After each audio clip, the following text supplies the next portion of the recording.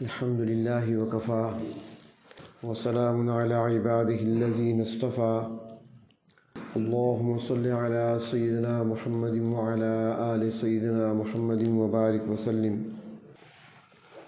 مسنون دعاؤں میں سے ایک مختصر دعا ہے جس میں اللہ تبارک و تعالی سے 4 چیزوں کا سوال کیا گیا ہے۔ نبی اکرم صلی اللہ علیہ وسلم ارشاد فرماتے ہیں کہ اللہ تبارک و تعالی نے مجھے جوامع الکلم عطا فرمائے۔ جو خصوصیات نبی اکرم صلی اللہ علیہ وسلم کو حاصل ہیں ان میں سے ایک خصوصیت یہ بھی ہے کہ آپ صلی اللہ علیہ وسلم ایسے الفاظ استعمال فرماتے جو بظاہر کم ہوتے تھے، حروف کی تعداد کم ہوتی تھی، لیکن اس کے اندر ایک پورا جہان آباد ہوتا۔ یعنی مفہوم اگر اس کا دیکھا جائے اور اس کی تشریح کی جائے، اس کو تفصیل سے دیکھا جائے تو وہ کافی طویل اس کے اندر مقاصد ہوتی ہیں بہت سارے، لیکن بظاہر وہ جملہ چھوٹا سا ہوتا ہے۔ اس کو جوامع الکلم کہتے ہیں۔ تو اس دعا کو بھی اس انداز سے، اس نظر سے دیکھا جا سکتا ہے۔ وہ دعا یہ ہے: اللہم انی اسألک الہدی والتقی والعفاف والغنی۔ 4 چیزوں کا سوال ہے، مختصر سی دعا ہے، لیکن اگر غور سے دیکھا جائے تو اس کے اندر بہت کچھ بندہ اللہ رب العزت سے مانگ لیتا ہے۔ بظاہر تو 4 چیزیں ہیں، 4 لفظ ہیں، لیکن اس کے اندر وسعت کتنی پائی جاتی ہے۔ پہلی چیز جس کا سوال کیا جاتا ہے وہ ہدایت ہے۔ اللہم انی اسألک الہدی۔ اب یہ لفظ عام ہے، ہم کہہ دیتے ہیں کسی کے بارے میں کہ اللہ اسے ہدایت دے، اللہ ہمیں ہدایت نصیب فرما۔ ہم نماز میں بھی پڑھتے ہیں اہدنا الصراط المستقیم، ہدایت کا سوال کرتے ہیں۔ تو یہ لفظ تو عام طور پہ استعمال ہوتا ہے، لیکن ہدایت ہے کیا؟ ہدایت کا معنی کیا ہے؟ ہدایت کا معنی ہے راستہ دکھانا یا راستے پر چلانا یا راستے پر چلاتے ہوئے منزل مقصود تک پہنچانا، یہ مطلب ہے ہدایت کا۔ اب یہ ہدایت اللہ رب العزت نے کائنات کی ہر چیز کو عطا فرمائی ہے۔ جتنی مخلوق ہے اللہ تبارک و تعالیٰ کی، ساری مخلوق کو ہدایت عطا کی گئی ہے۔ معنی یاد ہے نا؟ راستہ دکھانا یا راستے پر چلانا، یا اس راستے پر اسے جما دینا، ثابت قدم رکھنا۔ تو کائنات میں جتنی چیزیں ہیں، اللہ تبارک و تعالیٰ نے جو چیزیں پیدا فرمائی ہیں، سب کو اللہ رب العزت نے ہدایت عطا فرما رکھی ہے۔ اب فرشتے ہیں، ان کی ہدایت کیا تھی کہ انہوں نے اطاعت کرنی ہے، حکم ماننا ہے۔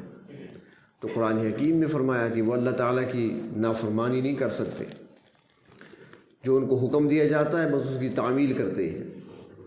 کسی فرشتے نے آج تک اللہ کی نافرمانی نہیں کی ہے۔ اس طریقے سے باقی چیزوں کو دیکھیں، دن رات اللہ نے پیدا کیے تو ان کو ہدایت عطا کر دی، اپنی ترتیب سے چل رہے ہیں۔ سورج کو اللہ رب العزت نے پیدا فرمایا، اس کو چمک عطا فرمائی، اس کو روشنی عطا فرمائی، ساتھ ہدایت بھی دے دی۔ اب جو اس کی ہدایت ہے اسی کے مطابق چل رہا ہے۔ سورج کی مجال نہیں کہ وہ کبھی طلوع ہونے میں یا غروب ہونے میں چند سیکنڈ کی تاخیر کر دے، یا وقت سے پہلے آ جائے یا وقت سے پہلے چلا جائے، ہو ہی نہیں سکتا۔ ہدایت دے دی گئی ہے اسے۔ یا اپنا راستہ بدل لے، ایسا بھی نہیں ہو سکتا۔ اسی راستے پر چلے گا، وہی اس کی منازل ہوں گی جو اس کو عطا کی گئی ہے۔ اس طرح چاند کو دیکھ لیں، چمکنے میں، روشن ہونے میں، گھٹنے اور بڑھنے میں جو ہدایت دی گئی ہے اسی کے مطابق چل رہا ہے۔ اسی طرح باقی جتنی چیزیں ہیں، چاہے وہ چرندے ہیں، چاہے وہ پرندے ہیں، چاہے وہ رینگنے والے جانور ہیں، چاہے وہ پتھر ہیں، چاہے وہ سورج ہے، ستارے ہیں، چاند ہے، جو کچھ بھی ہے، مگر انسان کو اللہ رب العزت نے اس کائنات کا دولہا بنا کر بھیجا ہے۔ اللہ رب العزت کی تخلیق کا شاہکار انسان ہے، حسن کا شاہکار انسان ہے۔ اللہ تبارک و تعالیٰ نے سورج کو پیدا فرمایا جو پوری دنیا کو روشن کر رہا ہے، ہر چیز اس کی روشنی سے چمکتی ہے، نظر آتی ہے، لیکن سورج کے بارے میں نہیں فرمایا کہ فی احسن تقویم، اس کے بارے میں نہیں فرمایا۔ چاند کو اللہ نے کتنی ٹھنڈی اور خوشگوار چاندنی عطا فرمائی ہے، لیکن چاند کی چاندنی کے بارے میں نہیں فرمایا کہ احسن تقویم۔ اس طرح باقی مخلوق کو دیکھ لیں، لیکن جب انسان کی باری آئی تو 4 قسمیں کھا کر اللہ نے فرمایا لقد خلقنا الانسان فی احسن تقویم۔ تو انسان ہی اللہ تبارک و تعالیٰ کی تخلیق کا شاہکار ہے، انسان ہی اس کائنات میں مخدوم ہے، باقی ساری مخلوق انسان کی خدمت پر معمور ہے، چاہے وہ سورج ہے، چاہے ستارے، چاہے وہ چاند ہے، چاہے پانی ہے، چاہے دریا ہے، چاہے سمندر، چاہے وہ لہلہاتے کھیت ہیں یا بلند و بالا درخت ہیں، یہ سب کچھ انسان کی خدمت پہ لگے ہوئے ہیں۔ تو اللہ تبارک و تعالیٰ نے ساری چیزوں کو ہدایت عطا فرمائی ہے، مگر فرق یہ ہے کہ جتنی مخلوق ہے ان کو ہدایت عطا کی گئی، اور وہ ہدایت ان کو ملی ہے جبری، یعنی کہ ان کو حرکت کرنے کا، ادھر ادھر جانے کا اختیار باقی نہیں رہا۔ نہ سورج کے پاس اختیار ہے، نہ چاند کے پاس اپنی منزل تبدیل کرنے کا یا اپنے اوقات کار کو تبدیل کرنے کا اختیار ہے، نہ ستاروں کے پاس ہے، نہ زمین میں رہنے والی مخلوق میں سے کسی کو اختیار ہے، کسی کو اختیار نہیں ہے۔ لیکن انسان چونکہ اشرف المخلوقات ہے، مخدوم بنا کر بھیجا ہے اللہ تبارک و تعالیٰ نے کائنات کے لیے، تو انسان کو اللہ تبارک و تعالیٰ نے اختیار دیا ہے، 2 راستے بنا دیے، ہدایت کا راستہ بھی بنا دیا، ضلالت کا راستہ بھی بنا دیا، گمراہی کا راستہ بھی بنا دیا۔ اب 2 راستے بنا کر انسان کو اختیار دیا، اور یہ اختیار کسی اور مخلوق کے پاس نہیں ہے، صرف انسان کو اختیار دیا کہ اب تمہاری مرضی ہے، 2 راستے بنا دیے، چاہے تو ہدایت کا راستہ اختیار کرو، چاہے تم گمراہی کا راستہ اختیار کرو۔ تب چونکہ راستے 2 ہیں، اور انسان باوجود یہ کہ اس کائنات میں ایک مخدوم کی حیثیت رکھتا ہے، پھر بھی کمزور ہے، کیونکہ اس کے دشمن بھی بڑے قوی ہیں۔ تو اس لیے اب وہ راستہ جو سیدھا راستہ ہے، وہ سیدھا راستہ کون سا ہوگا؟ سیدھا راستہ وہی ہوگا جو پروردگار عالم تک پہنچانے والا ہو۔ سیدھا راستہ وہی کہلا سکتا ہے جو پیدا کرنے والے خالق کی رضا کو حاصل کرنے کے لیے بندے کو وہاں تک لے جانے والا ہو، وہ سیدھا راستہ ہو سکتا ہے، وہی ہدایت کا راستہ ہو سکتا ہے۔ تو اس لیے سکھایا گیا کہ انسان کمزور ہے، دشمن بھی اس کے خطرناک ہے، تو فرمایا کہ رب تعالیٰ کی مدد بھی طلب کر لو۔ اہدنا یا اللہم انی اسألک الہدی، اے اللہ ہمیں ہدایت عطا فرما، ہمیں وہ سیدھا راستہ عطا فرما، اس سیدھے راستے پر چلا، اگر وہ ہم دیکھ چکے ہیں تو ہمیں اس پر چلا۔ یہاں پر ایک سوال بھی پیدا ہوتا ہے، غیر مسلم اعتراض کرتے ہیں کہ مسلمان بچہ پیدا ہوتا ہے، وہ ہدایت طلب کرتا ہے اللہ تبارک و تعالیٰ سے، اور ساری زندگی ہدایت ہی مانگتا رہتا ہے، یہاں تک کہ جب اس کی زندگی کا آخری دن ہوتا ہے اس وقت بھی ہدایت مانگ رہا ہوتا ہے۔ اہدنا الصراط المستقیم نماز میں پڑھتا ہے نا، تو وہ ساری زندگی ہدایت مانگتا رہا، اس کو ہدایت ملی بھی کہ نہیں ملی؟ سوال تو وہ کرتا رہا، اب اس کو ہدایت ملی بھی ہے کہ نہیں ملی؟ تو انہوں نے سمجھا نہیں ہے اس بات کو۔ ہدایت کے درجے ہیں، اپنے درجات ہیں۔ ہدایت کا معنی صرف نہیں، یہ نہیں ہے کہ اللہ مجھے راستہ دکھا، اس کے درجے ہیں۔ اللہ راستہ اگر نہیں دیکھا ہوا تو مجھے راستہ دکھا، اور جب راستہ دیکھ لیا ہے تو اب مانا ہوگا اللہ اس راستے پر مجھے اب چلا، اور اگر چل رہا ہے تو پھر وہ مطلب یہ ہوگا اللہ میں نے راستہ دیکھ بھی لیا، اس کا انتخاب بھی کر لیا، اس پر چل بھی پڑا ہوں، اب مجھے استقامت نصیب فرما۔ اور پھر اگر اسے استقامت بھی حاصل ہے تو پھر معنی یہ ہوگا اہدنا الصراط المستقیم کا، یا اللہم انی اسألک الہدی کا، کہ اے اللہ میں نے راستہ دیکھ بھی لیا، اس کو چن بھی لیا، اپنے لیے پسند بھی کر لیا، اس راستے پر چل بھی رہا ہوں، اس پر ڈٹا ہوا بھی ہوں، اب پروردگار مجھے گمراہ ہونے سے بچا، مجھے منزل مقصود تک پہنچا دے۔ پھر یہ مطلب ہوگا، یہ اپنے درجے ہیں اس کے۔ تو اللہم انی اسألک الہدا، ہدایت کا سوال۔ اب یہ بظاہر تو ہدایت کا سوال ہم نے کر لیا، جیسے عرض کیا نا کہ ہدایت کے معنی راستہ دکھانا، راستے پر ثابت قدم رکھنا، منزل مقصود تک پہنچانا، یہ مطلب ہے ہدایت کا۔ تو اب ہدایت کو پانے کے لیے اور چیزوں کی بھی ضرورت ہے۔ انسان کو درست اور صحیح عقل بھی چاہیے، اور جب صحیح عقل ہوگی تو راستے پر چل سکے گا، جب عقل ہی نہیں ہوگی تو کیسے چلے گا؟ تو گویا اس نے ہدایت کا سوال کر کے اللہ سے عقل کو بھی مانگ لیا، عقل سلیم بھی اس کے اندر آ گئی۔ اب انسان نے ہدایت کے راستے پر چلنا ہے تو اس کے لیے علم حاصل کرنا بھی ضروری ہے۔ بغیر علم کے پتہ کیسے چلے گا کن باتوں پر اللہ ناراض ہوتی ہیں، کن باتوں پر اللہ خوش ہوتی ہیں، کون سے کام کرنے ہیں، کون سے کام نہیں کرنے، یہ کب پتہ چلے گا؟ جب انسان کے پاس علم ہوگا، اور علم حاصل ہوگا آنکھوں کے ذریعے سے، کانوں کے ذریعے سے، وہ کچھ پڑھے گا یا معافی ضمیر بیان کرے گا یا کوئی سوال کرے گا تو وہ زبان کے ذریعے سے۔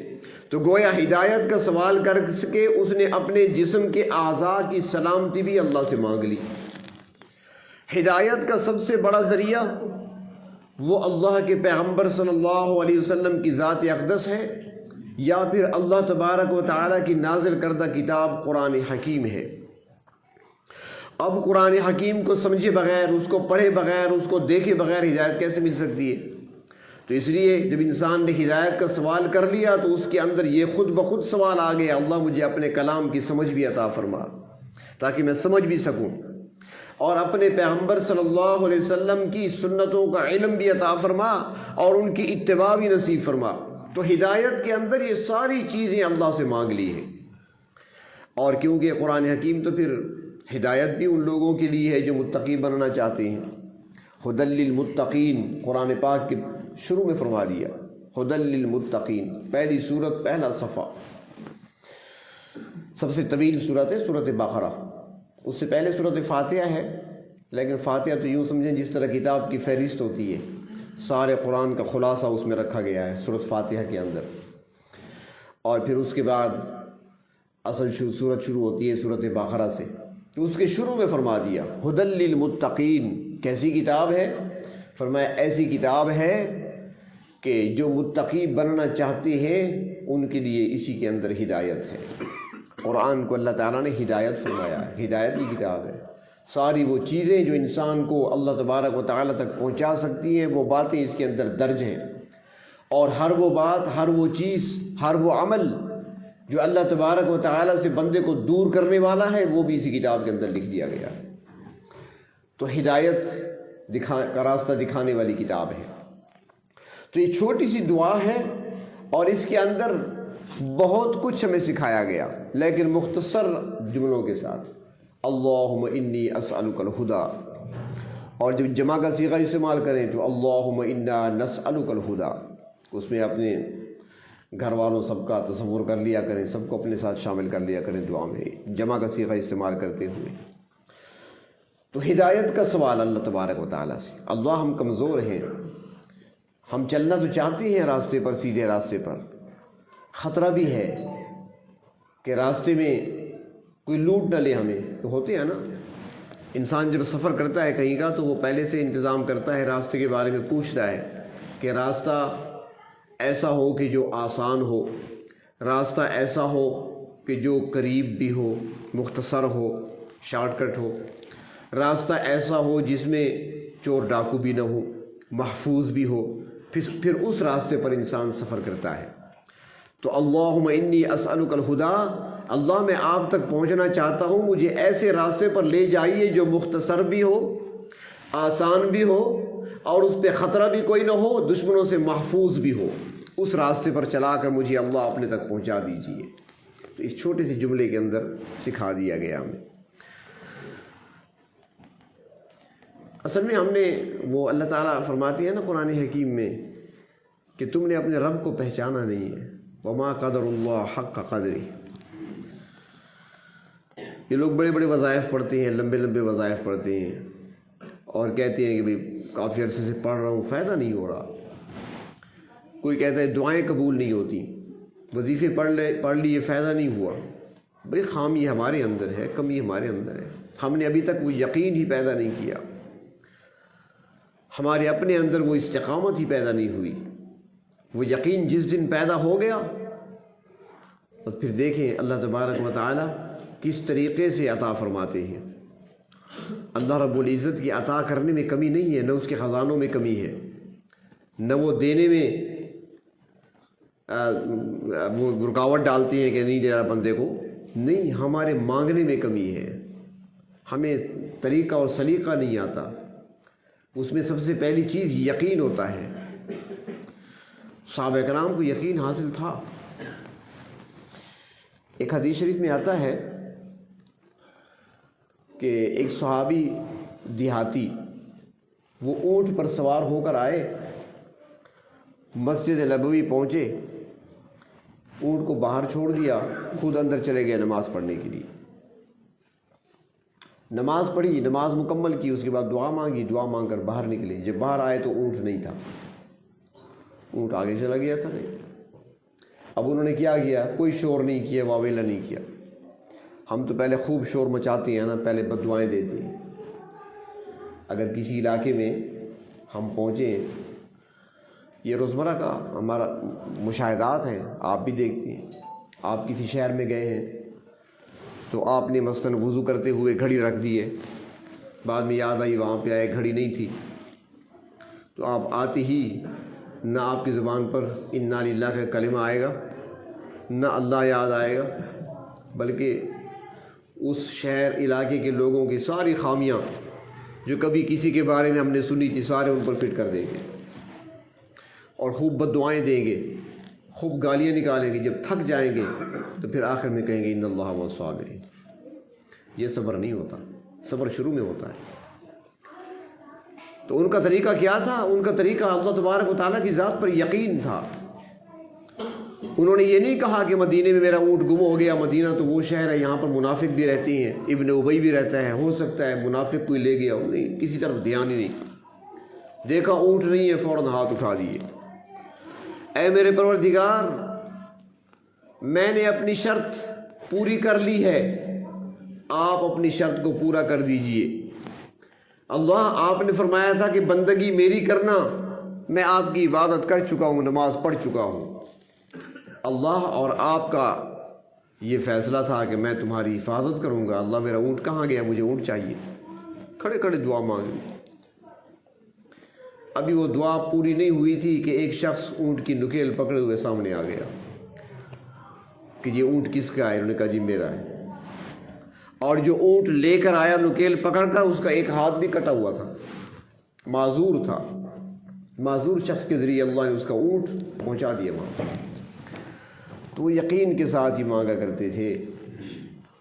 کسی نے ایک صحابی سے کہا تھا نا کہ یار یہ کہاں پہ تم نے زمین لے لی ہے؟ یہ تو بنجر زمین ہے، اس کا تو پانی ہے ہی نہیں، نہ کوئی پانی کا کوئی ذریعہ ہے یہاں پر، کیا کرو گے؟ اس نے کہا میں اسے کاشت کروں گا، فصل آئے گی یہاں سے۔ اس نے کہا فصل کیسے آئے گی، یہ پانی نہیں ہے۔ اس نے کہا دیکھو تماشا، پانی کیا لازمی ہے کہ نہروں نے دینا ہے؟ پانی میں نے لگانا ہے۔ اللہ تعالیٰ خود فرماتے ہیں انتم تزرعونہ ام نحن الزارعون، یہ کھیتیاں تم کرتے ہو یا میں کرتا ہوں؟ تم تو بیج ڈال کے چلے جاتے ہو، سارا کام تو ہم کرتے ہیں۔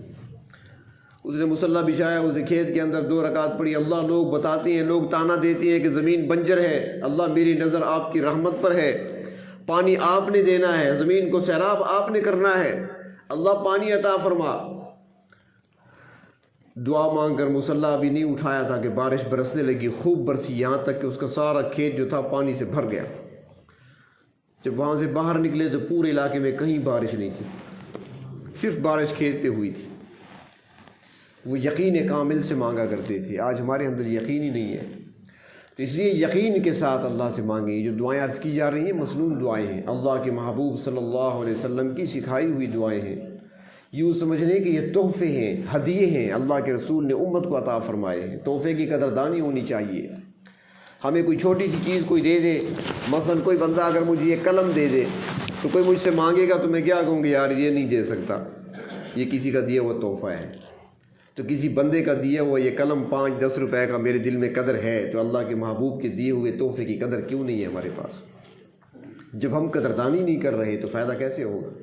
اس لیے قدردانی کرنی چاہیے۔ اللہ کے رسول صلی اللہ علیہ وسلم نے دعاؤں کے تحفے امت کو عطا فرمائے ہیں کہ اس ذریعے سے رب کے ساتھ اپنے تعلق کو مضبوط بنا لو۔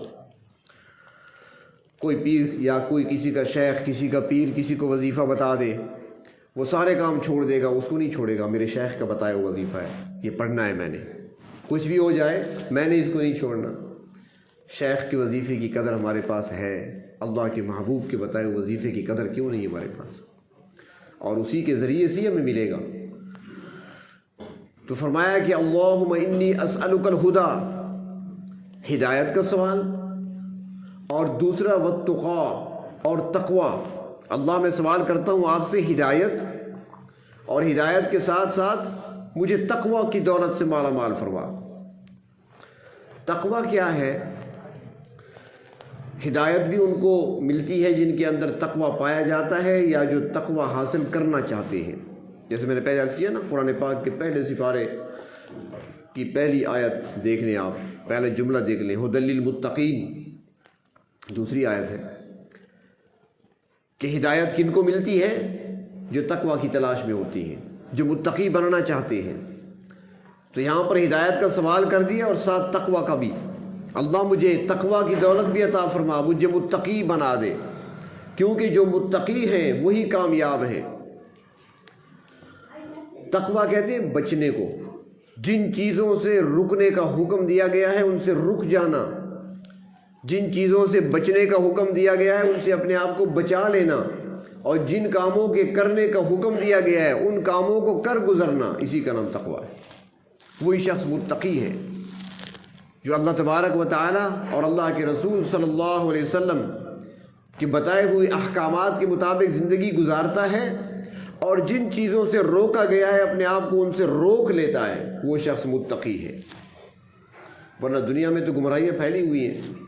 اس لیے تو حضرت عمر فاروق رضی اللہ تعالیٰ عنہ نے اپنے دور خلافت میں ایک مرتبہ حضرت کعب احبار سے فرمایا، کعب احبار تابعین میں سے ہیں، بڑی شخصیت ہے، بڑا نام ہے ان کا، اور یہ پہلے مسلمان بعد میں ہوئے تھے، پہلے یہ زبور، تورات اور انجیل کے بہت بڑے عالم تھے، تو پچھلی کتابیں بھی پڑھ چکے تھے، اب قرآن حکیم کا علم بھی ان کے پاس تھا۔ تو حضرت فاروق اعظم رضی اللہ تعالیٰ عنہ نے پوچھا حضرت کعب احبار سے کہ یہ بتائیں کہ تقوی کیا ہے؟ تو انہوں نے فرمایا، امیر المومنین، کبھی ایسے راستے پہ آپ چلے ہیں جس میں ہر طرف جھاڑیاں ہوں اور کانٹے ہوں، کانٹے دار جھاڑیاں ہوں ہر طرف، تو ایسے راستے پہ کبھی چلے ہیں آپ؟ فاروق اعظم فرماتے ہیں کہ ہاں، کئی مرتبہ ایسے راستوں سے میں گزرا ہوں جہاں پہ ہر طرف جھاڑیاں تھیں، کانٹے تھے۔ تو انہوں نے فرمایا کہ پھر یہ بتائیں کہ آپ وہاں سے کیسے گزرے؟ فرمایا کہ اپنے لباس کو، کپڑوں کو سمیٹ کر، اچھے طریقے سے سمیٹ کر کپڑوں کو بڑی احتیاط سے قدم رکھتا ہوا آگے بڑھا کہ کوئی جھاڑی میرے کپڑوں میں الجھ نہ جائے، کوئی کانٹا نہ لگ جائے جسم پر یا کپڑوں میں۔ بڑی احتیاط سے گزرا وہاں سے، اپنے آپ کو بچاتے ہوئے، اپنے کپڑوں کو بچاتے ہوئے۔